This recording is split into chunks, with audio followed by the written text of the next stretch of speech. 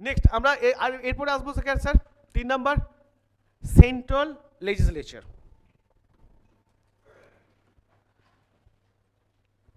Central legislature sir এই central লেজিসলেচারে আমরা দেখব যে কি না, আমরা এতক্ষণ পর্যন্ত দেখেছিলাম যে ইলেক্টেড আর নমিনেটেড কোনো ব্যাপার ছিল না, শুধু নমিনেটেড হচ্ছিল। ইলেক্টেড সাধারণত আমরা এখানে দেখিনি, আর অফিসিয়াল আর নন অফিসিয়াল দেখতে পাবো। কিন্তু এখানে এই পুরো সিস্টেম, দ্য সেন্ট্রাল লেজিসলেচারের সিস্টেম স্যার বাইক্যামারাল হয়ে যায়। তার মানে কি দুটো ভাগে বিভক্ত হয়ে যায়, ঠিক আছে? একটা আপার হাউস আর একটা লোয়ার হাউস। এখান থেকে the first time, for the first time, central legislature was bicameral, consisting of আমরা legislative assembly দেখেছি, আর একটা হচ্ছে স্যার আমরা এখন যেটা চলে কি কি চলে, legislative assembly and legislative council। সেখানে হচ্ছে কাউন্সিল অফ স্টেট, লেজিসলেটিভটা কথাটা ছিল না, তাহলে লেজিসলেটিভ অ্যাসেম্বলি হয় আর কাউন্সিল অফ স্টেট, ঠিক আছে? তাহলে এটা লেখো, the for the first time, for the first time, the central legislature was bicameral। bicameral মানে কি? দুটো খণ্ডে ভাগ হয়ে যায়, দুটো ভাগে ভাগ হয়ে যায়, দুটো সেকশনে। consisting of কে কে না, প্রথমটা হচ্ছে legislative assembly and council of state। এটা council of state, legislative assembly and council of state, ঠিক আছে? এই দুটো ভাগে ভাগ হয়ে যায়। তার মানে আমরা এবার এটাকে দেখব। তাহলে সেন্ট্রাল লেজিসলেচারকে আমরা দুটো ফর্মে ভাগ করব। একটা হচ্ছে স্যার লেজিসলেটিভ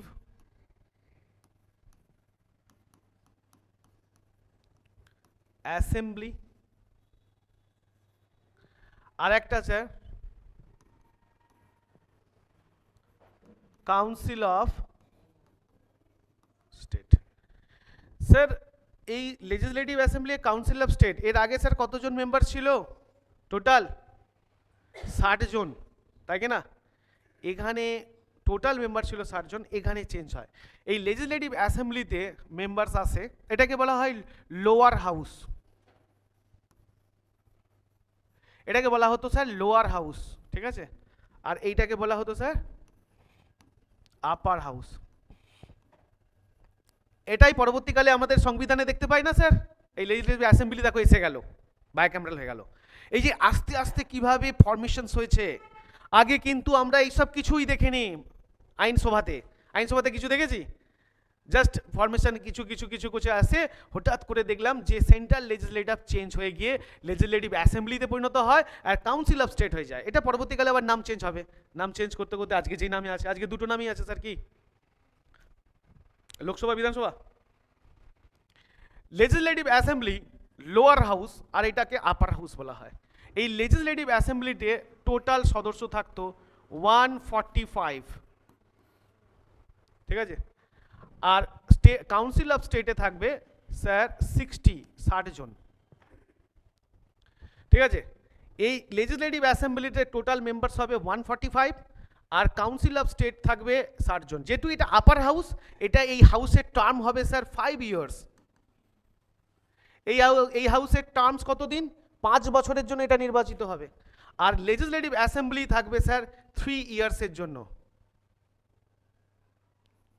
আপার হাউস মানে লোয়ার হাউস সব মুছে যায় স্যার, এটা 3 ইয়ার্সের জন্য। তাহলে এটা লোয়ার হাউস না স্যার, লোয়ার হাউস কত বছরের জন্য নির্বাচিত হয়? 3 বছরের জন্য। আর আপার হাউস কত বছরের জন্য নির্বাচিত হয়? 5 বছরের জন্য। এটাকে বলা হয় লেজিসলেটিভ অ্যাসেম্বলি। আমরা অ্যাসেম্বলি আর কাউন্সিল অফ স্টেটস আর একই পড়বো।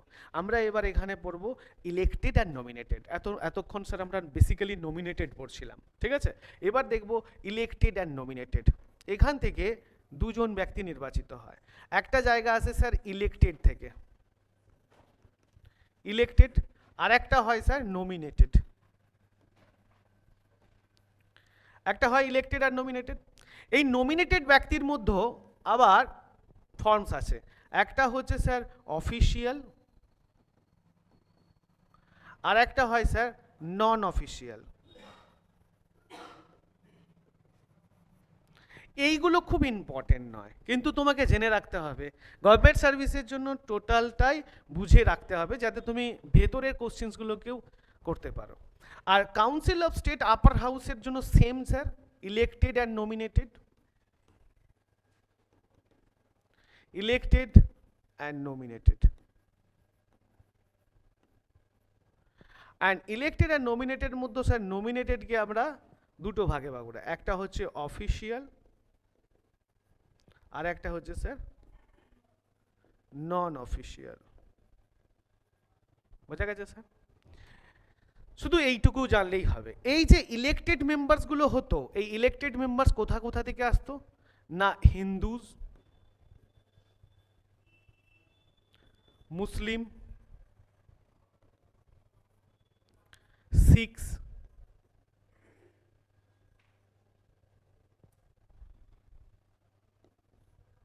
আচ্ছা, ইউরোপিয়ান,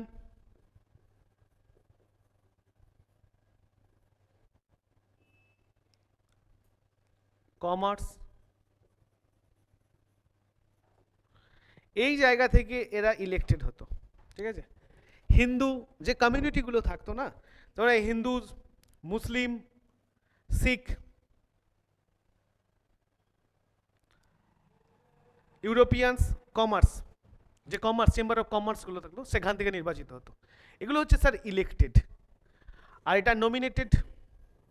এই নমিনেটেডের মধ্যে দুটো থাকে, একটা হচ্ছে স্যার অফিসিয়াল আর একটা হচ্ছে নন অফিসিয়াল। আর এই কাউন্সিল অফ স্টেটের মধ্যে 55 ইয়ার্সের জন্য এটা নির্বাচিত হতো আপার হাউস। আপার হাউসের মধ্যে স্যার ইলেক্টেড আর নমিনেটেড থাকে, অফিসিয়াল আর নন অফিসিয়াল। এটা ছিল সেন্ট্রাল লেজিসলেটিভ। আর সেন্ট্রাল লেজিসলেটিভের এখানে সেরকম এই যে ব্যাপারটা ছিল এটাই, এরকম কিছু না। আর এখানে একটা আর একটা এই এই জায়গা থেকে জানার পর এখান থেকে কোশ্চেন স্যার এটাই উঠে যে স্যার লেজিসলেটিভ অ্যাসেম্বলিতে এই আমরা যখন মার্লামেন্টো পড়লাম, দেন মন্টেগু চেমসফোর্ড পড়ছি, সেখানে এটা এই লেজিসলেটিভ অ্যাসেম্বলিতে কতজন মেম্বার্স থাকতো অ্যান্ড কাউন্সিল অফ স্টেটে কতজন মেম্বার্স থাকতো, কত বছরের জন্য মেম্বার, এটা খুব ইম্পর্টেন্ট। বেসিক্যালি আর কিছু এখানে ভ্যারি করে না, ঠিক আছে? এটা ছিল সেন্ট্রাল লেজিসলেটিভ। আমরা আসবো এবার প্রভিন্সিয়াল লেজিসলেটিভ।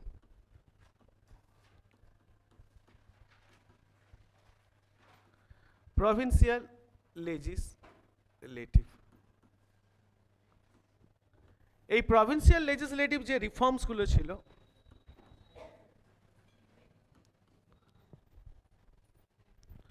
প্রভিন্সিয়াল লেজিসলেটিভে যে রিফর্মসগুলো ছিল সেগুলো একটু দেখে নাও, ঠিক আছে? প্রভিন্সিয়াল লেজিসলেটিভে যে রিফর্মসগুলো ছিল সেটা একটু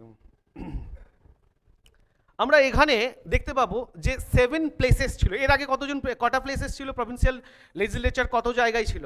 7টা জায়গায়। এখানে একটা জায়গা আরও অ্যাড হয়, ঠিক আছে? সেই অ্যাডিং প্লেসটা কি ছিল? বিহার, ঠিক আছে? এখানে অ্যাডিং প্লেস। তাহলে therefore provincial legislature were in 7 places added Bihar.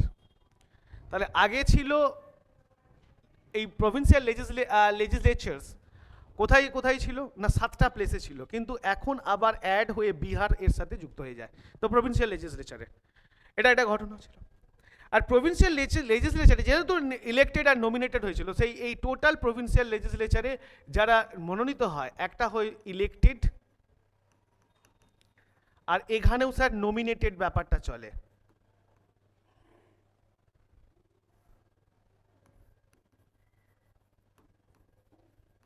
Sir elected আর নমিনেটেড ব্যাপারটা এখানেও চলে, কারণ প্রভিন্সিয়াল লেজিসলেচারে স্যার সেন্ট্রাল লেজিসলেচারে ইলেক্টেড আর নমিনেটেড চলছিল, তো এই প্রভিন্সিয়াল লেজিসলেচারেও স্যার ইলেক্টেড অ্যান্ড নমিনেটেড ব্যাপারটা চলতে থাকে। এবার এখানে একটা জিনিস আছে, প্রভিন্সিয়াল লেজিসলেটিভ যে বাজেট ছিল was separated from central legislative budget, তার মানে বাজেট চেঞ্জ হয়ে যায়। তার মানে কি স্যার এই আইনের মাধ্যমে, এই অ্যাক্টের মাধ্যমে প্রভিন্সিয়াল লেজিসলেটিভের মধ্যে একটা বাজেট তৈরি করার রাইট এসে যায়। The provincial legislative was empowered to make its budget, own budget, ঠিক আছে, এটা একটা, তার মানে সেন্ট্রাল বাজেট আর প্রভিন্সিয়াল বাজেট আলাদা হয়ে যায় না। তো লেখো the provincial budget, the provincial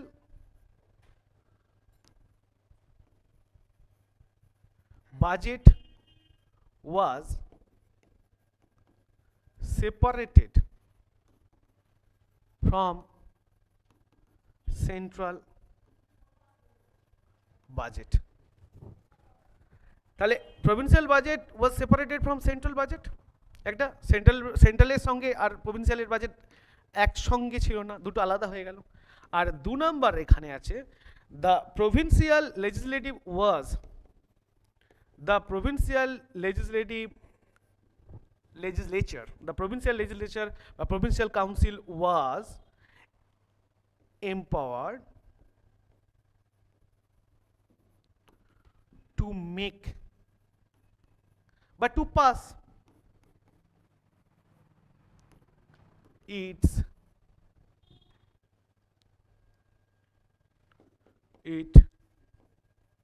own budget,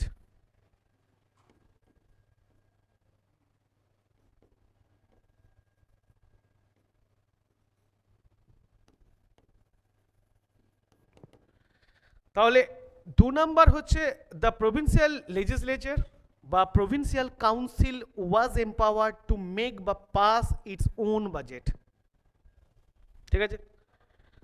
তাহলে এখানে প্রভিন্সিয়াল লেজিসলেচার ফর্মে আমরা এখানে দেখতে পাচ্ছি যে সেন্ট্রাল লেজিসলেটিভের ফর্ম আগে একদম আমরা যদি পার্লামেন্টতে চলে যায়, সেখানে বাজেট কোথায় পাস হতো? সেন্ট্রালে, কিন্তু প্রভিন্সিয়াল লেজিসলেচারে কোনো বাজেট পেশ হতো না। কিন্তু এখানে যখনই মন্টেগু চেমসফোর্ডে চলে আসি, তাহলে এখানে দেখতে পাচ্ছি স্যার এখানে প্রভিন্সিয়াল লেজিসলেচার তার নিজস্ব রাইট আছে বাজেটকে পাস করার, ব্যাপারটা বোঝা গেছে? তাহলে এখানে আবার প্রভিন্সিয়াল মানে প্রদেশেও নিজের বাজেট নিজে পেশ করতে পারে, আমরা যেটা এখন দেখি। স্যার এখানেও বাজেট পেশ হয়, স্টেট গভর্নমেন্ট বাজেট পেশ করে, তো আর সেন্ট্রাল গভর্নমেন্টের একটা বাজেট পেশ করে, তো দুটো বাজেট সেম জিনিসটা। এইভাবে আস্তে আস্তে ইন্ডিয়ান কনস্টিটিউশনস তৈরি হয়েছে, ঠিক আছে। তো এই ছোট ছোট যেই জিনিসগুলো এখানে দরকার ছিল, এটা ছিল প্রভিন্সিয়াল লেজিসলেটিভের রিফর্মস। এরপরে আমরা আসবো আমরা মন্টেগু চেমসফোর্ড আমরা কমপ্লিট করেছি, এখানে আর কিছু সেরকম জিনিস নেই। এরপরে আসবো সব থেকে বড় জিনিস, যেটার নাম হচ্ছে sir 1935 Indian government of India act. তাহলে গভর্নমেন্ট অফ ভারত শাসন আইন যেটাকে বলা হয়, government of India act 1935, government of India act 1935 1935 সালে ভারত হয়। এটা হচ্ছে স্যার ভারতের ইন্ডিয়ান কনস্টিটিউশনস তৈরি করার জন্য সব থেকে ইম্পর্টেন্ট একটা অ্যাক্ট, যেখান থেকে প্রচুর পরিমাণে কিছু স্যার এতে নেওয়া হয়েছে। আর এটা দাঁড়িয়ে এটা খুব ইম্পর্টেন্ট একটা জিনিস। তো গভর্নমেন্ট অফ ইন্ডিয়া অ্যাক্ট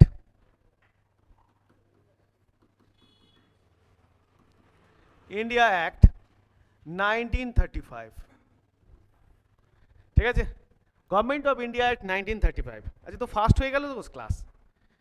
তো গভর্নমেন্ট অফ ইন্ডিয়া অ্যাক্ট 1935, তাহলে আমরা প্রথমে কি পড়লাম?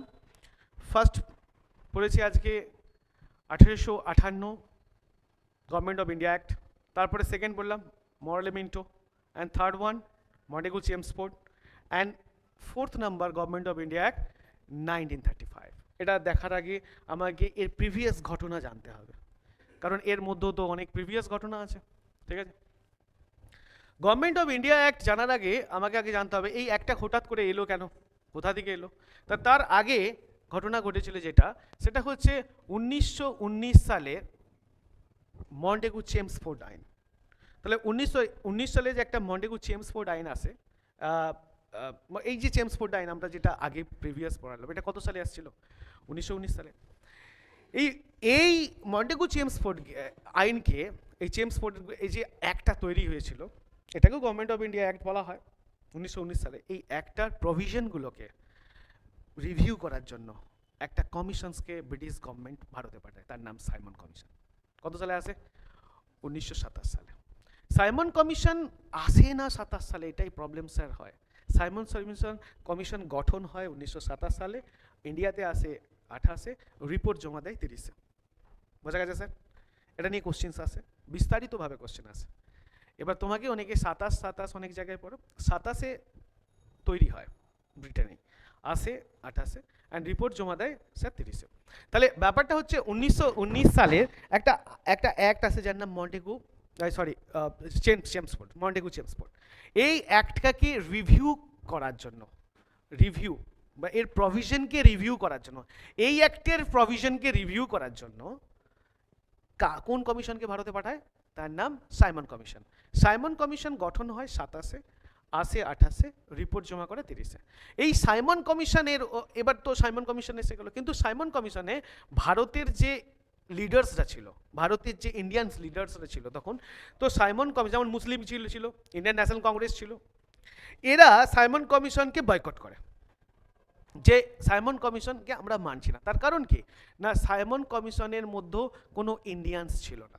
তাহলে রিপোর্ট জমা করতে গেলে তো তাকে তো তাদের মতো করে যা ইচ্ছা রিপোর্ট দিয়ে চলে যাবে।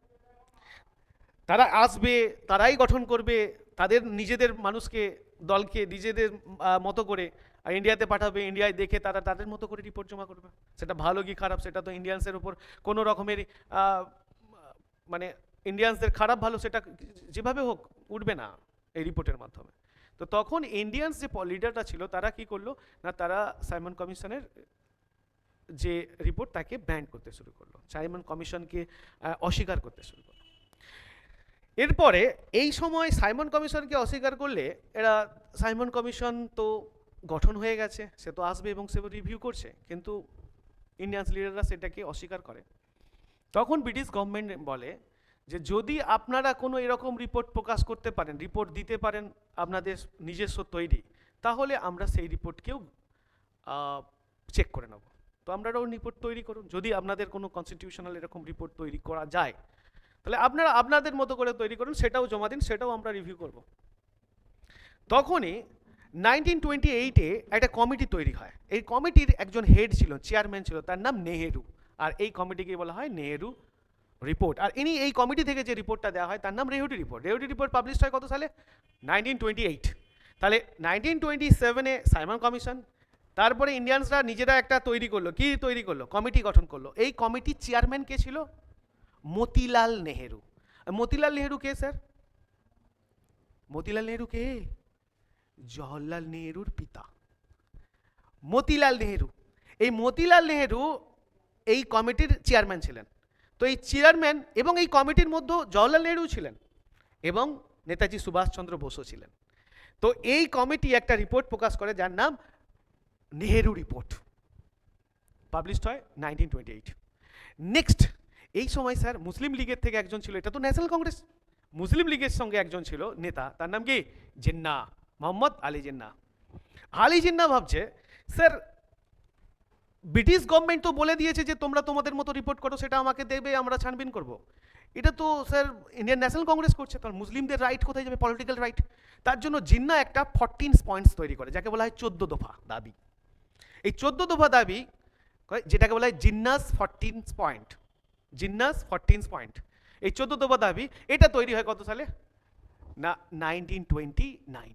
তাহলে ভালো থাকো, Simon commission 1927, Nehru report 1928, and Jinnah's 14 point 1929। এই তিনটে রিপোর্টকেই স্যার আমরা দেখব, চেক করব। কে বললো? British government, British parliament. এই তিনটে রিপোর্টকে চেক করার জন্য ব্রিটেনে একটা 3 রাউন্ড টেবিল কনফারেন্স হয়, যাকে বলা হয় গোল টেবিল বৈঠক।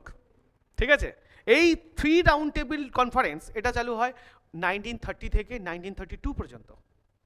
তাহলে 3টে গোল টেবিল বৈঠক তৈরি হয়। সেটা কোথায় চলছিল? ব্রিটেনে। আর এই ব্রিটেনে 3টে গোল টেবিল বৈঠক হওয়ার পর সেখান থেকে একটা হোয়াইট পেপারস উঠে আসে। এই হোয়াইট পেপারসে যেগুলো লেখা ছিল সেইগুলোর উপরে বেসড করেই গভর্নমেন্ট অফ ইন্ডিয়া অ্যাক্ট 1935 তৈরি হয়। মানে বোঝা গেছে স্যার কি বলছি? আর এই একটা এখনো পর্যন্ত সব থেকে বৃহত্তম একটা অ্যাক্টের মধ্যে পড়ে। এরপরে স্যার আর অ্যাক্ট আসেনি, আর লাস্ট একটা অ্যাক্ট এসেছিল যেটা ভারতের ইন্ডিপেন্ডেন্স অ্যাক্ট, ঠিক আছে? তো এরপরে যেটা আসে সেটা এটাই। এমন এরপরেই স্যার আমাদের কনস্টিটিউশনসের সব থেকে বেশিরভাগ যেটা গভর্নমেন্ট অফ ইন্ডিয়া অ্যাক্ট থেকে নেওয়া হয়েছিল। আমাদের যে কনস্টিটিউশন যে আমরা তৈরি করা আছে বা তৈরি করেছি যেটাকে, তো সেটা গভর্নমেন্ট অফ ইন্ডিয়া অ্যাক্ট 1935 থেকে সব থেকে বেশি কিছু নেওয়া হয়েছে, ঠিক আছে?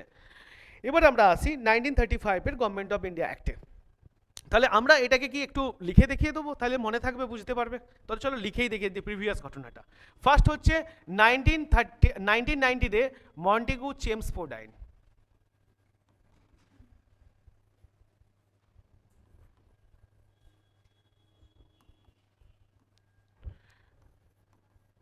এই মন্টেগু চেমসফোর্ডকে রিফর্ম করার জন্য, স্যার রিভিউ করার জন্য, তুমি বলবে তুমি এটাকে রিভিউ বলতে পারো, এটা প্রভিশন রিভিউ করার জন্য,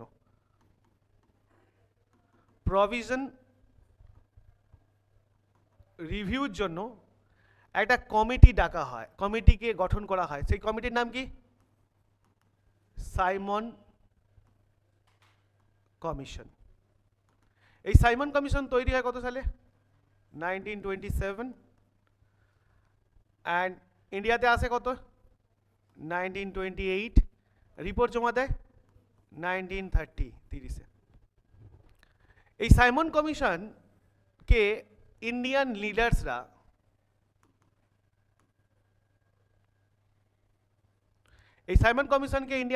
কি করে? নাকচ করে দেয়। ইন্ডিয়ান লিডাররা কি বলে? নাকচ করে, কারণ এতে কোনো ইন্ডিয়ানস ছিল না। তাহলে এবার ব্রিটিশ গভর্নমেন্ট বলছে, ব্রিটিশ পার্লামেন্ট বলছে, তাহলে ইন্ডিয়ান লিডারকে কি বলা হয় না? ইন্ডিয়ান লিডার্সদেরকে ব্রিটিশ পার্লামেন্ট বলছে যে তাহলে তোমরা যদি নিজেদের মতো করে কোনো কনস্টিটিউশনাল রিফর্মসের রিপোর্ট বানাতে পারো তো বানাও, সেটাও আমরা চেক করব। সেই রিপোর্টটাও যদি গ্রহণযোগ্য হয় তাহলে আমরা নেব। তখন ইন্ডিয়ান লিডাররা একটা কমিটি তৈরি করে, ঠিক আছে? একটা কমিটি বানায়। এই কমিটিটা ফর্ম হয় কত সালে? 1928। এই কমিটির যে চেয়ারম্যান ছিল, সেই চেয়ারম্যান কে ছিল? এই কমিটির চেয়ারম্যান ছিল কে? মতিলাল নেহেরু। মতিলাল নেহেরু চেয়ারম্যান ছিলেন, মতিলাল নেহেরু। এই কমিটির মধ্যে সুভাষচন্দ্র বোস আর জওয়াহরলাল নেহেরুও ছিলেন। তো এই মতিলাল নেহেরুর দ্বারা কমিটি তৈরি হয় 1928। এবং এখান থেকে আর একজন ছিল স্যার, এই কমিটির একটা রিপোর্ট প্রকাশ হয় 1928 এবং কমিটিটাও তৈরি হয় মতিলাল নেহেরু দ্বারা। এখানে জিন্না ছিল মুসলিম লীগের, তো জিন্নাস 14 পয়েন্টও এখানে তৈরি হয়। এইখানে আর একটা তৈরি হয়, একটা রিপোর্ট প্রকাশ পায়, জিন্নাস 14 points.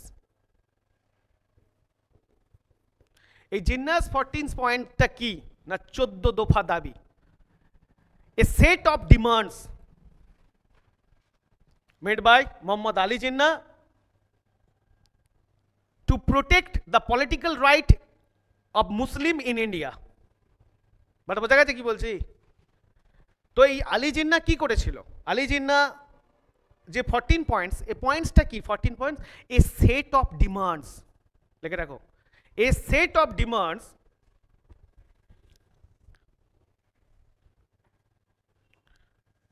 made by Muhammad Ali Jinnah to protect the political rights of Muslim in India. ইন্ডিয়াতে মুসলিমদের যে পলিটিক্যাল, রাজনৈতিক যে অধিকার, সেই অধিকারটা ঠিকঠাক রাখার জন্য মোহাম্মদ আলী জিন্নাহ 14 দফা দাবি পেশ করে। এটা কত সালে পেশ হয়? না 1929। তো এই তিনটে রিপোর্টের ওপর ডিপেন্ড করে, তাহলে এটা তিনটে হয়ে গেছে। তাহলে ফার্স্ট কে? Simon commission. Simon commission. Simon কমিশনের রিপোর্ট কত প্রকাশ পায়? 1930। রিপোর্ট, এগুলো রিপোর্ট প্রকাশ পায়। আচ্ছা, এখানে নেহেরু রিপোর্ট, এটা রিপোর্ট বলে লিখে নিই।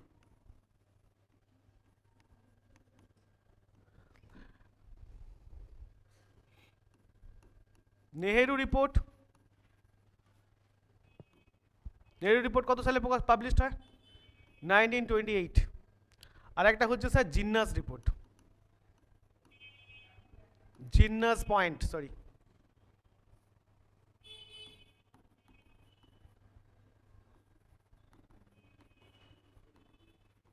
জিন্নাস পয়েন্ট কত? 1929।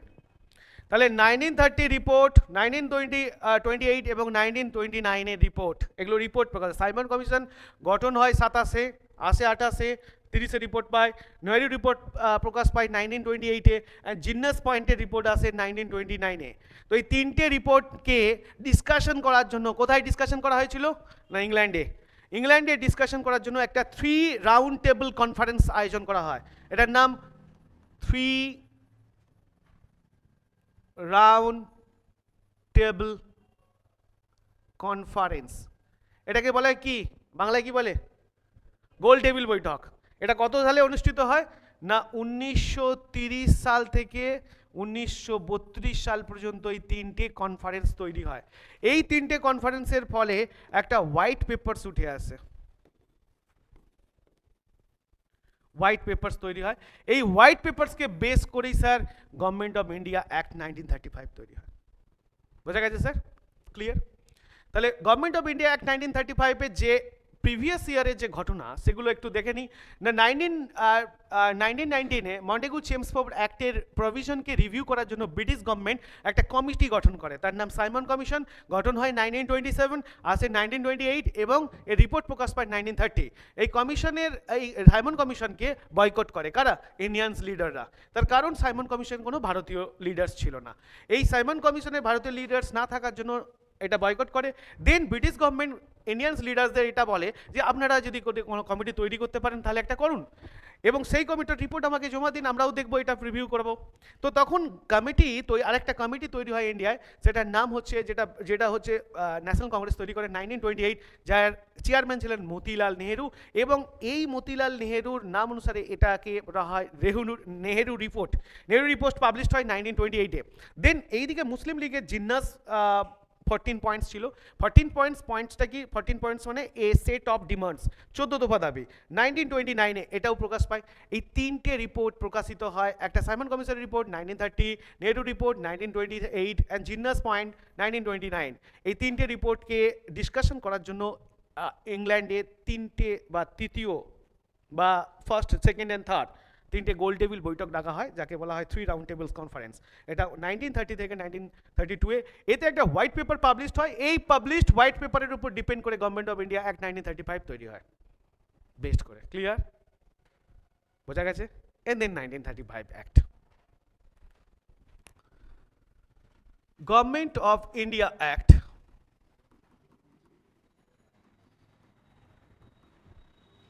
1935, গভর্নমেন্ট অফ ইন্ডিয়া অ্যাক্ট 1935, এটাকে দেখব।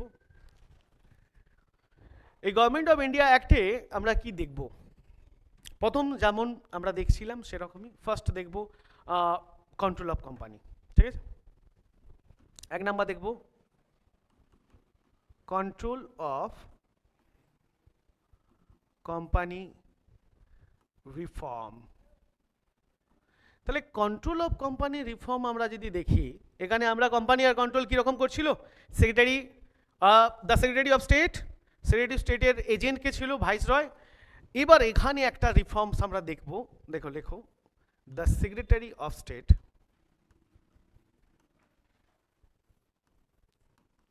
দ্য সেক্রেটারি অফ স্টেট, এটার এজেন্ট কে ছিল? ভাইসরয়। সেটা তো দেখার দরকার নেই, ভাইসরয় এজেন্ট ছিল।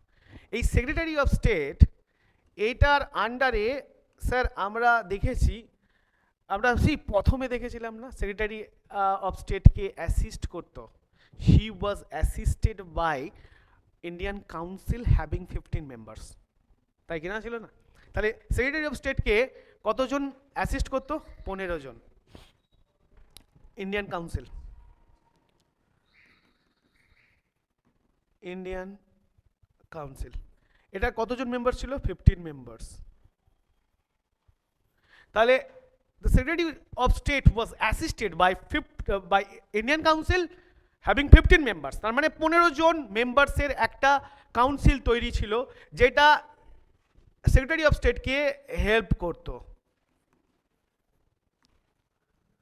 আচ্ছা, এই সেক্রেটারি অফ স্টেটকে এটা বলা হতো দ্য সেক্রেটারি অফ স্টেট, এটা বলা হতো কি না এতদিন বলা হতো দ্য সেক্রেটারি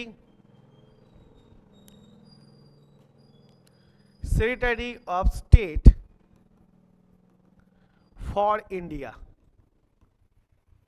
তাহলে আগে ভালো করে বুঝে নাও, তাহলে আগে কি বলা হতো? এইদিকে ভাইসরয় এজেন্ট হিসেবে ছেড়ে দাও। সেক্রেটারি সেন্ট্রাল অফ কোম্পানি যে কন্ট্রোল অফ কোম্পানি যে রিফর্মসটা, দ্য সেক্রেটারি অফ স্টেটের হেল্পের জন্য কে ছিল না ইন্ডিয়ান কাউন্সিল, যার 15 জন মেম্বার্স ছিল। আর এই সেক্রেটারি অফ স্টেটের আর এটাকে আগে নাম ধরে ডাকা হতো, এটা যেভাবে নাম ধরা হতো সেটা হচ্ছে the secretary of state for India. But after government of India act 1935 এই নামটা চেঞ্জ হয়ে যায় the secretary of state for India and Burma.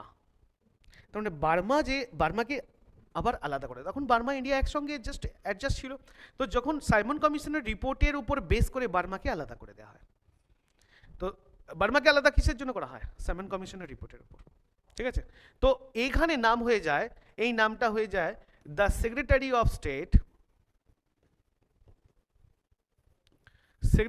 State for India and Burma. Clear? এরপরে তাহলে মানে কি স্যার, এই নামটা 1935 কন্ট্রোল অফ কোম্পানি যে পয়েন্টস আছে ইন্ডিয়া অ্যাক্টে 1935 এর, the secretary of state for India out, নামটা তৈরি হলো কি the secretary of state for India and Burma. Next, এই হেল্পের জন্য সেক্রেটারি অফ স্টেটের যে হেল্পের জন্য ইন্ডিয়ান কাউন্সিল ছিল 15 মেম্বার্স, এটাকে পুরো আউট করে দেওয়া হলো। কথা বোঝা গেছে? তাহলে এরপর থেকে সেক্রেটারি অফ স্টেটের কোনো ইন্ডিয়ান কাউন্সিল 15 মেম্বার থাকবে না। কেন বলো তো স্যার? কারণ এর আগে সেক্রেটারি অফ স্টেটের যে দুটো দায়িত্ব ছিল, কি একটা এজেন্সি ওয়ার্ক ছিল আর একটা পলিটিক্যাল অ্যান্ড অ্যাডমিনিস্ট্রেশন, এই অ্যাডমিনিস্ট্রেশন অ্যান্ড পলিটিক্যাল ওয়ার্কটা কেবলমাত্র করতো, এজেন্সি ওয়ার্ক তো করতে হতো না। সেই জন্য এর আর 15 জন কাউন্সিলের দরকার পড়লো না, বলছে দরকার নেই, কারণ এজেন্সি ওয়ার্ক তো আমরা তো এখানে হাই কমিশনার করছে। আর সেক্রেটারি অফ স্টেটের কাছে যেটা ছিল সেটা অ্যাডমিনিস্ট্রেশন অ্যান্ড পলিটিক্যাল, কিন্তু সেটা তো জাস্ট রিপোর্ট আসবে, সেটা নিয়ে তোমার আর কিছু দরকার নেই, কারণ তার জন্য ইন্ডিয়াতেই একটা লেজিসলেটিভ কাউন্সিল অ্যান্ড লেজিসলেটিভ তোমার সেন্ট্রাল অফ কাউন্সিল বা স্টেট অফ কাউন্সিল তৈরি করা আছে, council of state, legislative assembly and council of state তৈরি করা আছে। তো আপনার আর দরকার নেই স্যার, আপনি ইন্ডিয়ান যে এই 14 মেম্বার্স আর দরকার নেই, এটাকে কেটে দাও। তাহলে এই যে সেন্ট্রাল অফ কোম্পানি রিফর্মসে 15 জন ইন্ডিয়ান মেম্বার্সকে আউট করে দেওয়া হলো, আর এই যে সেক্রেটারি অফ স্টেটের যে নাম ছিল সেটা ফর ইন্ডিয়া ছিল, এখন হয়ে গেল for India and Burma. Clear? ব্যাস, এটা ফার্স্ট পয়েন্ট। সেকেন্ড পয়েন্টে আমরা আসি। 2 নম্বর পয়েন্টে কি দেখবো স্যার? অ্যাডমিনিস্ট্রেশন।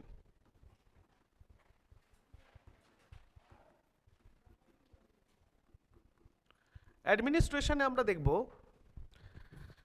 স্যার, অ্যাডমিনিস্ট্রেশনে কি দেখব যে ফার্স্ট আমরা কে ছিল স্যার অ্যাডমিনিস্ট্রেশনে, কে ছিল? ভাইসরয়। ব্যাস, ভাইসরয় দেখব। ভাইসরয়, অ্যান্ড ভাইসরয়ের আন্ডারে কতজন ছিল স্যার? 6 জন। 1 2 3 4। এই 6 জন, এটাকে কি বলা হয়? Executive council. এই যে 6 জনের মধ্যে 3 জন ইন্ডিয়ানস, আগের মতো অ্যাজ সেম অ্যাজ দ্যাট, আগের মতোই একই ছিল ইন্ডিয়ানস।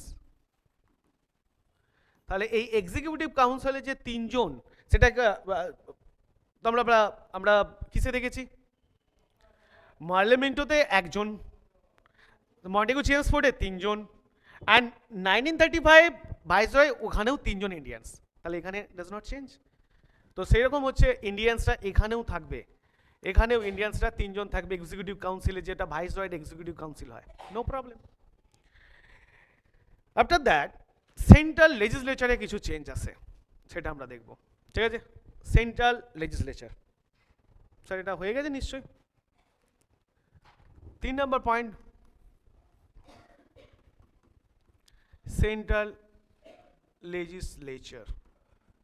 এই সেন্ট্রাল লেজিসলেচারে আমরা দেখব এখানে একটা পয়েন্টস খুব ভেরি করে, এবং যেটা খুব ইম্পর্টেন্ট পয়েন্টস, সেটা হচ্ছে, আচ্ছা আমরা চেমসফোর্ডে, মন্টেগু চেমসফোর্ডে দেখেছি sir, central legislature council was bicameral and consisting of one na legislative assembly and council of state, clear? এই যে লেজিসলেটিভ অ্যাসেম্বলি আছে, এইটা সেন্ট্রাল লেজিসলেচারে এসে 1935 অ্যাক্টের মাধ্যমে এই নামটা চেঞ্জ হয়ে যায় ফেডারেল অ্যাসেম্বলি। এটা একটা চেঞ্জ দেখব। আর মেম্বার্সগুলো বেড়ে যায়। ওখানে মেম্বার্স কত ছিল স্যার? ওখানে কত ছিল? 145 and 60, 145 and 60, এখানে হয়ে যাবে 375 and 260। বাট বোঝা গেছে sir?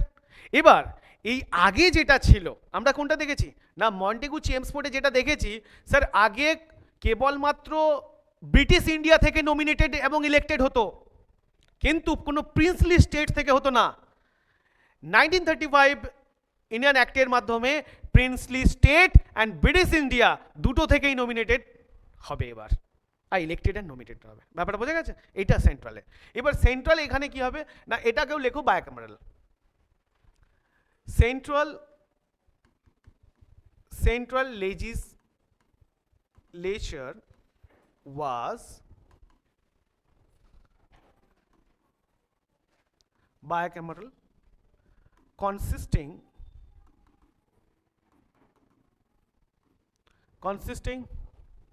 of federal assembly and council of state। তাহলে ক্লিয়ার? দ্য সেন্ট্রাল যে লেজিসলেচার আছে, the central legislature was bicameral, consisting, এটা কনসিস্টিং স্যার, কনসিস্টিং, এ তো লেখা এর সাথে এর জড়িয়ে যায়, ঠিক আছে? কনসিস্টিং, এই জন্য মুখের আওয়াজটা শোনো।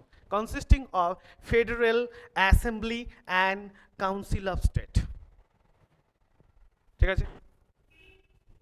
আগের জিনিসটা আমি দেখে নিই একটু। তাহলে সেন্ট্রাল লেজিসলেচার, এই সেন্ট্রাল লেজিসলেচারে কি ছিল স্যার? দুটো ছিল। এটা কিন্তু আমরা আগে প্রিভিয়াসলি বলছি। প্রিভিয়াসলি মানে আমরা মন্টেগু চেমসফোর্ডে দেখেছি। সেটা কি ছিল? ফার্স্ট এটা কি ছিল? লেজিসলেটিভ অ্যাসেম্বলি ছিল না, এটা হবে ফেডারেল অ্যাসেম্বলি। এবারে নামটা চেঞ্জ হয়ে গেল। তাহলে 1935 ভারত শাসন আইনে এটা দেখা হলো যে এই ফেডারেল অ্যাসেম্বলি ইনভলভ হলো। এটার নাম ছিল আগে লেজিসলেটিভ অ্যাসেম্বলি, এটাই চেঞ্জ হয়ে ফেডারেল অ্যাসেম্বলিতে পরিণত হয়, ঠিক আছে? তো এটা আগে ছিল লেজিসলেটিভ অ্যাসেম্বলি, এটা কেটে দাও, এটা কেটে এটা তৈরি হলো, এখন হলো ফেডারেল অ্যাসেম্বলি। ফেডারেল অ্যাসেম্বলি, এটা এখন নাম হয়ে গেল ফেডারেল অ্যাসেম্বলি। আগে এখানে ছিল council of state, council of state, এখনো আছে council of state, no problem. এখানে স্যার মেম্বার্স কতজন নিযুক্ত হয়? এখানে এখন মেম্বার্স হচ্ছে 375 টোটাল মেম্বার্স, মানে ফেডারেল অ্যাসেম্বলিতে টোটাল মেম্বার্স কত? 375, অ্যান্ড কাউন্সিল অফ স্টেটের এখন মেম্বার্স হচ্ছে 260, 260। একদম সেম জিনিস স্যার ফেডারেল অ্যাসেম্বলির মধ্যে দুটো জিনিস হয়, একটা অফিসিয়াল আর নন অফিসিয়াল, যার মধ্যে ইলেক্টেড অ্যান্ড নমিনেটেড হয়, তাই কি না স্যার? তাহলে একটা হচ্ছে স্যার অফিসিয়াল, এটা ছিল স্যার, এটা ছিল কি অফিসিয়াল আর নন অফিসিয়াল। সরি, আমরা লেজিসলেটিভ অ্যাসেম্বলিতে কি দেখেছি? Official, non official. স্যার নন অফিসিয়ালের মধ্যে ইলেক্টেড অ্যান্ড নমিনেটেড দেখেছিলাম। আচ্ছা, এখানে কাউন্সিল অফ স্টেটেও দেখেছি স্যার অফিসিয়াল, নন অফিসিয়াল। এবং নমিনেটেড ইলেক্টেড দেখেছি, কিন্তু এখানে আর সেটা হচ্ছে না। এখানে ফেডারেল অ্যাসেম্বলিকে দুটো পার্টে পার্ট করা হয়, একটা হচ্ছে স্যার প্রিন্সলি স্টেট, আর একটা হচ্ছে স্যার ব্রিটিশ ইন্ডিয়া। একটা হচ্ছে স্যার প্রিন্সলি স্টেট, আর একটা হচ্ছে স্যার ব্রিটিশ ইন্ডিয়া। মানেটা কি? মানে যেখানে যেখানে ব্রিটিশ গভর্নমেন্টের হস্তক্ষেপ ইন্ডিয়ার উপরে পড়েছিল, আর প্রিন্সলি কিছু স্টেট সেখানে এখনো রাজা মহারাজারা দের অধিকারে ছিল, সেটাকে প্রিন্সলি স্টেট বলো। আর এখানেও সেন্টার, এই কাউন্সিল অফ স্টেটেও সেম জিনিস, এখানেও প্রিন্সলি স্টেট আর ব্রিটিশ ইন্ডিয়া শাসন চলতো। Clear sir? ক্লিয়ার? একটা হচ্ছে সেন্ট্রাল লেজিসলেচারে, the central legislature were bicameral and consisting of federal assembly and council of state. তো এইটাকে দুটো পার্টে পার্ট করা হয়। আগে ছিল স্যার, এতদিন আগে ছিল লেজিসলেটিভ অ্যাসেম্বলি, এখন ছিল কাউন্সিল অফ স্টেট। তো লেজিসলেটিভ অ্যাসেম্বলি চেঞ্জ হয়ে গিয়ে ফেডারেল অ্যাসেম্বলিতে পরিণত হয়। ফেডারেল অ্যাসেম্বলি দুটো পড়ে, একটা হচ্ছে স্যার প্রিন্সলি স্টেট, আর একটা হচ্ছে ব্রিটিশ ইন্ডিয়া। আর কাউন্সিল অফ স্টেটের মধ্যে প্রিন্সলি স্টেট, ব্রিটিশ, সেম জিনিস স্যার, শুধু চেঞ্জ হয়ে যায় যে অফিসিয়াল নন অফিসিয়াল আর নমিনেটেড আর ইলেক্টেডের জায়গায় শুধু চেঞ্জ হয়ে যায় British state and princely state and British India. Clear? খতম? নেক্সট, এই সেন্ট্রাল লেজিসলেচারে 1935-এর সেই রকম আর কিছু ব্যাপার নেই। আমরা এবার প্রভিন্সিয়াল লেজিসলেচারে যাব, কিন্তু এর পরে অনেক কিছু জিনিস আছে। Next, provincial legislature. Provincial legislature, ঠিক আছে?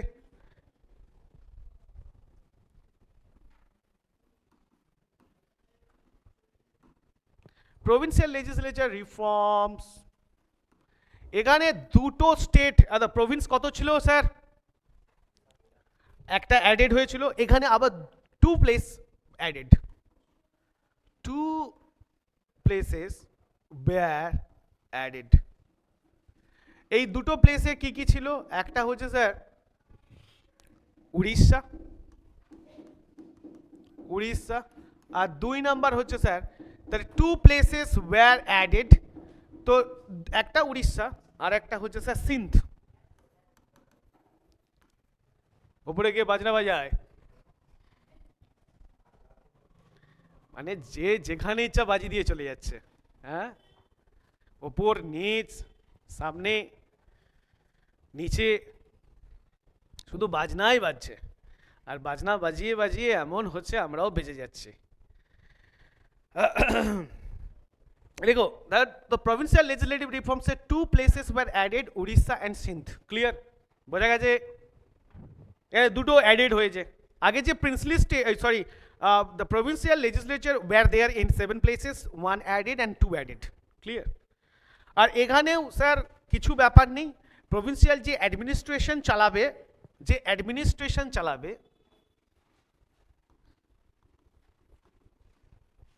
যে অ্যাডমিনিস্ট্রেশন চালাবে, এর আন্ডারে কে থাকবে স্যার? এর আন্ডারে একজন গভর্নর থাকবে। এখনো কিন্তু এই গভর্নর জেনারেল ওইদিকে সব চেঞ্জ হয়ে যাচ্ছে, সেন্ট্রালে তো চেঞ্জ হয়ে যাচ্ছে, governor, governor general Bengal, governor general of India, then viceroy, কিন্তু প্রভিন্সে এখনো পর্যন্ত সেই গভর্নরই ছিল।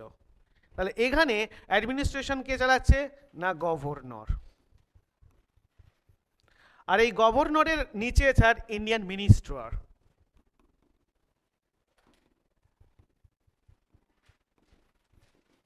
এখান থেকে আস্তে আস্তে মিনিস্টার রিফর্মস হয়।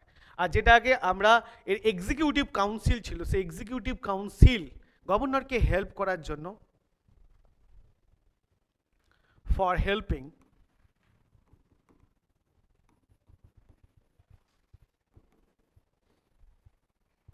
এ তো স্যার হেল্প করার জন্য, কিন্তু এর নিচে এই অ্যাডমিনিস্ট্রেশনকে চালানোর জন্য ইন্ডিয়ান্স মিনিস্টার তৈরি হয়।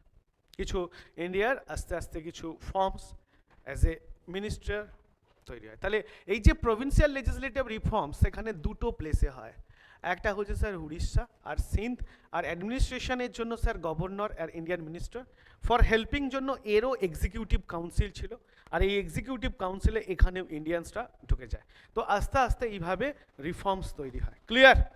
বোঝা গেছে? এর সঙ্গে সঙ্গে কিছু রেকমেন্ডেড এই অ্যাক্টের সঙ্গে সঙ্গে চলে, যেমন ফার্স্ট হচ্ছে the Government of India Act 1935 recommended for the establishment of a federal court কোথায়? In 1937 in Delhi. After that, a federal court was renamed by Supreme Court in 1950. তাহলে 1937 সালে এই গভর্নমেন্ট অফ ইন্ডিয়া 35 অ্যাক্টের রেকমেন্ডেশনে একটা federal court স্থাপিত হয়। এই federal কোর্টটা কোথায় স্থাপিত হয়? দিল্লিতে। এটা কোশ্চেন আছে যে 1935 সালে ভারত শাসন আইনের মাধ্যমে কোন কোর্ট প্রতিষ্ঠিত হয়? Federal court. কত সালে? 1937, 1937। 1935 এর অ্যাক্ট, এর রেকমেন্ডেশন হচ্ছে না 1937। আর একটা হয় the act of the Indian এই 1935 এর অ্যাক্ট আর একটা রিকমেন্ডেশন করে, আর একটা রিকমেন্ড করে ফর দ্য এস্টাবলিশমেন্ট অফ কি স্যার 1935 কি তৈরি হয়? ওটা তো সুপ্রিম কোর্ট তো তো আগে হয়ে গেছে, আমরা তো পরে নাম চেঞ্জ করলাম, রিজার্ভ ব্যাংক অফ ইন্ডিয়া। তো 1935 এ রিজার্ভ ব্যাংক তৈরি হয় না, 1st April 1935 Kolkata reserve bank. After that it was moved, permanently moved in 1937 in Mumbai. Sorry, reserve bank কোথায় আছে? রিজার্ভ ব্যাংক কোথায় আছে? দিল্লি না মুম্বাই? বাস দিল্লি। ঠিক আছে, তো ব্যাপারটা বোঝো স্যার, বুঝতে পেরেছো কি বলছি? পার্মানেন্টলি মুভড হয় কোথায়? এবার যে পার্মানেন্টলি মুভড হয় সেই সালটা খুব ইম্পর্টেন্ট, 1937। কিন্তু এই রিজার্ভ ব্যাংক অফ ইন্ডিয়া এটা অ্যাকচুয়ালি যে রেকমেন্ডেশনে হয় সেটা 1935 রেকমেন্ডেশনে তো হচ্ছে, কিন্তু এর জন্য একটা অ্যাক্ট প্রভিশন পাস হয়েছিল, তার নাম the reserve bank of India act 1934।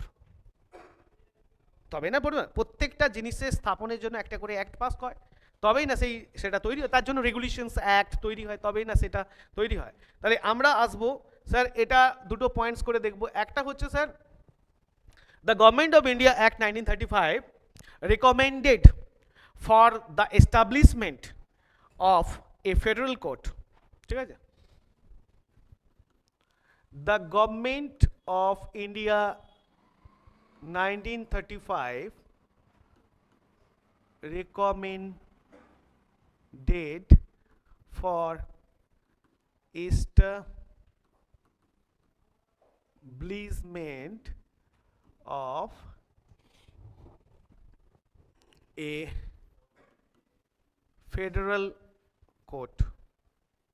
এই ফেডারেল কোর্টটা কোথায় ছিল? দিল্লি,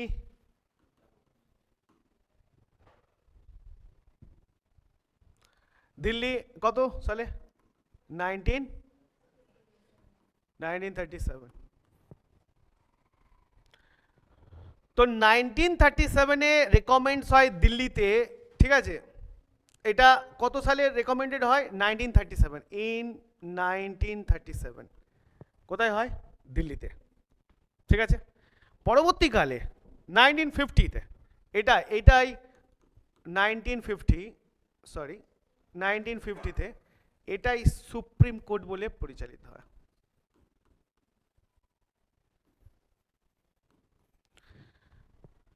ফেডারেল কোর্ট, এটাই পরবর্তীকালে সুপ্রিম কোর্ট বলে পরিচালিত। বোঝা গেছে স্যার? তাহলে 1935 একটা রেকমেন্ড করে establishment of federal court, in 1937 in 1950 1950 সালে এটাকে সুপ্রিম কোর্ট বলা হয়। আর একটা হচ্ছে sir reserve bank of India. The government of India act 1935 recommended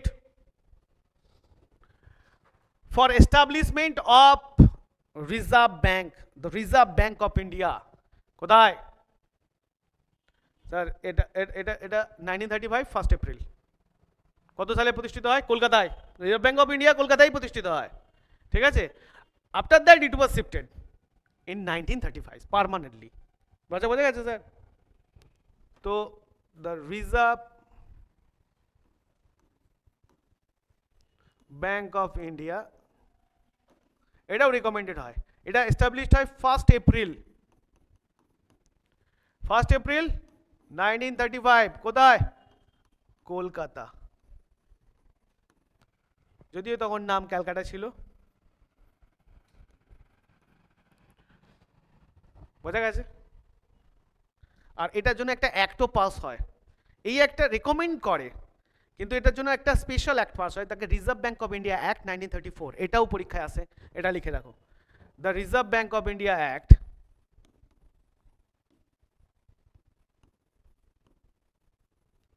Bank of India Act 1934, এর তো রেকমেন্ডেশন ছিল আর এটা অ্যাক্ট আছে 1934 এর রিজার্ভ ব্যাঙ্ক অফ ইন্ডিয়া অ্যাক্টের মাধ্যমে রিজার্ভ ব্যাঙ্ক প্রতিষ্ঠা হয়। এটা কলকাতায় প্রতিষ্ঠিত হয় 1 এপ্রিল 1935। বোঝা গেছে স্যার? ক্লিয়ার? তাহলে আমরা একটু বুঝে নিই।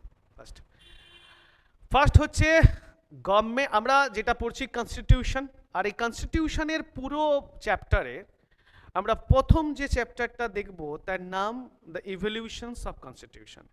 এই এভলিউশন অফ কনস্টিটিউশন মানে কনস্টিটিউশনটা আমাদের দেশে যে ফর্মড হয়েছিল তার আগে এইরকম কিছু অ্যাক্ট আর প্রভিন্সেস এসেছিল, যেই অ্যাক্ট আর প্রভিন্সেসগুলো মাধ্যমে আমরা আস্তে আস্তে আমরা কনস্টিটিউশনসকে পরিণত করতে পেরেছি। আর এই কনস্টিটিউশনস যখন লিখিত হয়েছিল এই অ্যাক্টস এর ওপর বেসড করেই কিছু কিছু রুলস বা ফরমেশন অ্যাক্টস আর্টিকেলস তৈরি হয়েছিল। সেই জন্য আমাদের কোনো কনস্টিটিউশনসকে পড়ার বা দেখার আগে আমাদের প্রিভিয়াসলি এই জায়গাগুলো দেখা উচিত, এই অ্যাক্টসগুলো দেখা উচিত। আমরা শুরু করি আমরা শুরু করেছিলাম স্যার রেগুলেটিং অ্যাক্ট, যেখান থেকে ব্রিটিশ গভর্নমেন্ট এটা ভাবে যে ব্রিটিশ ইন্ডিয়াতে যে শাসন চালাচ্ছে ইস্ট ইন্ডিয়া কোম্পানি তার হাত থেকে ভারতের শাসনের অধিকার এবার ব্রিটিশ গভর্নমেন্ট আস্তে আস্তে নিয়ে নেবে।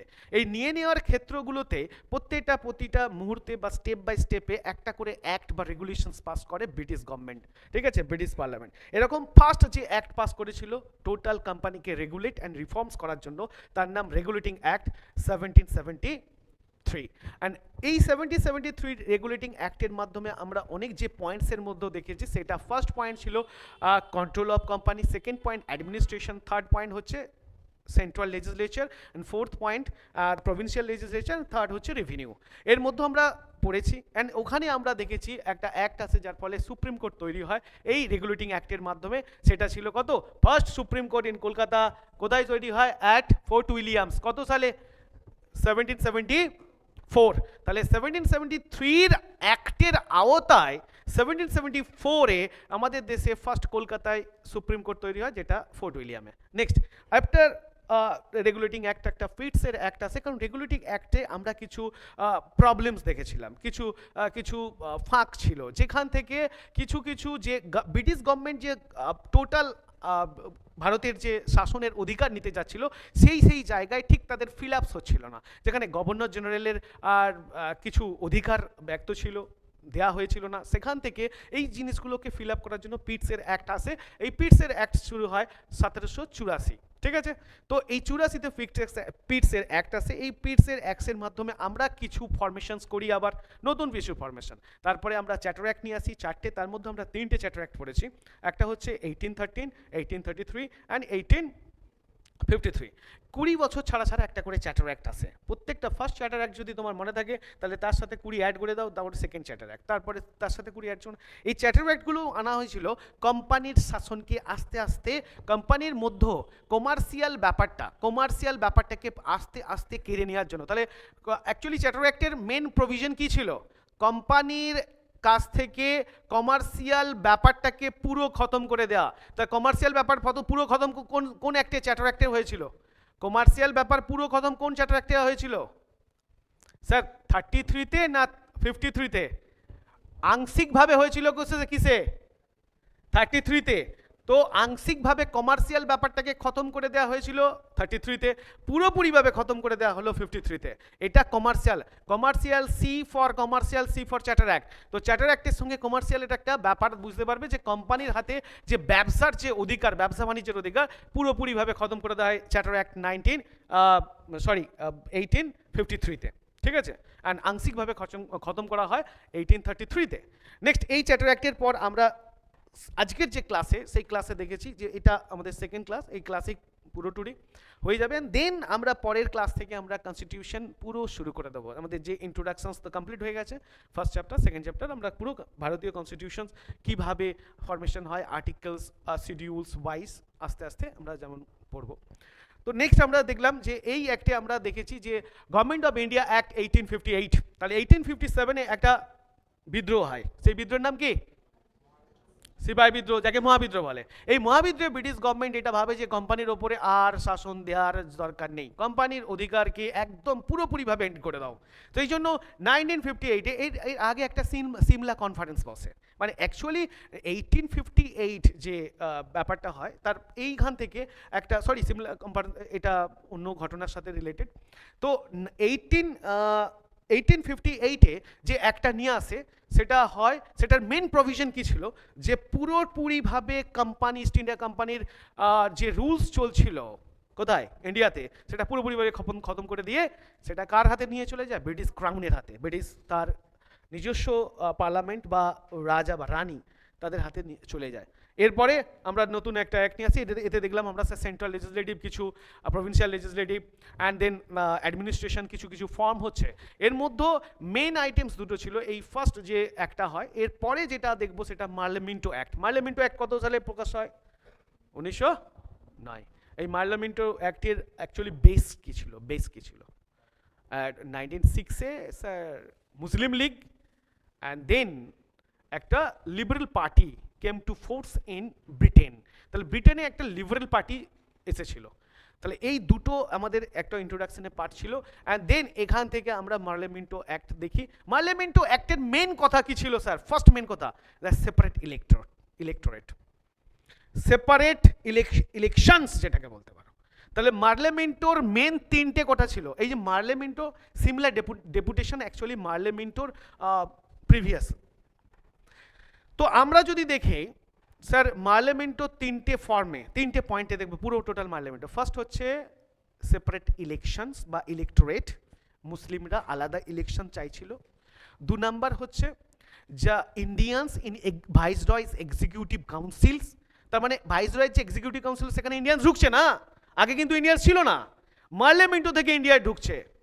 মার্লেমেন্টোতে একজন ঢুকেছিল, তারপরে 3 জন, কত 1990 Montagu Chelmsford, and 1935 Indian act, তাতেও 3 জন। তাহলে ফার্স্ট ইন্ডিয়ান কাউন্সিলে ঢোকে 2 জন।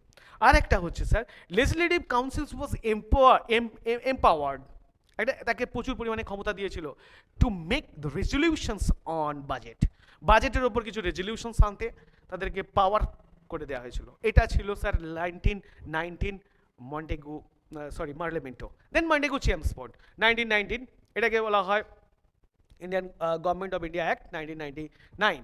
এই অ্যাক্টের মাধ্যমে আমরাও কিছু প্রভিশনস দেখলাম, কিছু চেঞ্জ দেখলাম। সেই চেঞ্জের মধ্যে দেখলাম যে এখানে অ্যাকচুয়ালি ফেডারেল অ্যাসেম্বলি, যে আমাদের টোটাল দেখলাম যে ফেডারেল অ্যাসেম্বলি, ফেডারেল কাউন্সিল ওয়াজ বায়ক্যামেরাল। তাহলে পুরোপুরিভাবে ফেডারেল অ্যাসেম্বলি বায়ক্যামেরাল, এটা তোমাকে পশ্চিমবঙ্গে দ্বিধা বিভক্ত হয়ে যায়। ভারতীয় যে সেন্ট্রাল কেন্দ্রীয় আইনসভা, এটা 2 ভাগে বিভক্ত হয়ে যায়। কোন আইনের, কোন অ্যাক্টের মাধ্যমে? বলো কোন অ্যাক্টের মাধ্যমে স্যার? 1919 মন্টেগু চেমসফোর্ডের আইনে। এর মধ্যে দুটো বায়ক্যামেরাল তৈরি হয় না, ইট ওয়াজ বায়ক্যামেরাল কনসিস্টিং অফ ওয়ান আমরা ছিল কি না legislative assembly and council of state. And after that 1935 Bharat শাসন আইনেতে কি হলো না, এই জাস্ট নামটা চেঞ্জ হয়ে গেল। আর আগে যে অফিসিয়াল নন অফিসিয়াল ছিল, নমিনেটেড অ্যান্ড ছিল, সেই জিনিসগুলো চেঞ্জ হয়ে গেল। এখানে শুধু হলো princely state and British India. তার কারণ এর আগে পর্যন্ত প্রিন্সলি স্টেটরা ভাগ নিতে পারতো না এই কেন্দ্রীয় আইনসভায়। এবার থেকে 1935 থেকে প্রিন্সলি স্টেটরা ভাগ নিতে পারবে, এই জন্য princely state and British India তৈরি হলো। আর এর আগে আমাদের একটা ফর্ম হয়েছে যে টোটাল যে দেখা ছিল যে সেক্রেটারি অফ স্টেট ছিল, সেই সেক্রেটারি অফ স্টেটের দায়িত্ব কার উপরে আবার এসে পড়ে, তার নামটা কি হয়ে যায়, আগে 1935-এ সেক্রেটারি ছিল কি the secretary of state for India, 1935-এ আইনে এটা চেঞ্জ হয়ে যায় the secretary of state for India and Burma. এটাই হয়েছে স্যার 1935-এর রেকমেন্ডেশনে কি হয়, এই একটা রেকমেন্ডেশনে কি তৈরি হয়, ফেডারেল কোর্ট। এই ফেডারেল কোর্ট কত সালে প্রতিষ্ঠিত হয়, 1937 দিল্লি, পরবর্তীকালে এটাই সুপ্রিম কোর্ট নাম নেয়। কিন্তু তার আগে আমরা শুনেছি সুপ্রিম কোর্ট তৈরি হয়ে গেছে, সেটা আলাদা ব্যাপার। তো সুপ্রিম কোর্ট সেখানে ইস্ট ইন্ডিয়া কোম্পানি ছিল, ঠিক আছে, এখানে ব্রিটিশ সরকার একদম ব্রিটিশ গভর্নমেন্ট নতুনভাবে ফেডারেল কোর্ট তৈরি করেন এবং পরবর্তীকালে সেটা সুপ্রিম কোর্ট নিয়ে, যেটা আমরা এখন সুপ্রিম কোর্ট দেখি ওটারই আগের নাম ফেডারেল কোর্ট, যেটা তৈরি হয়েছিল 1937 by recommendation for establishment, recommendation of government of India 1935। Clear, বোঝা গেছে স্যার? অ্যান্ড আজকে এখান পর্যন্ত ক্লাস ছিল, অ্যান্ড দেন শুরু হবে ইন্ডিয়ান কনস্টিটিউশন। আর ইন্ডিয়ান কনস্টিটিউশনের পুরো ইন্ট্রোডাকশন পার্ট দুটো ক্লাসে চলে আসছে, এটা তোমরা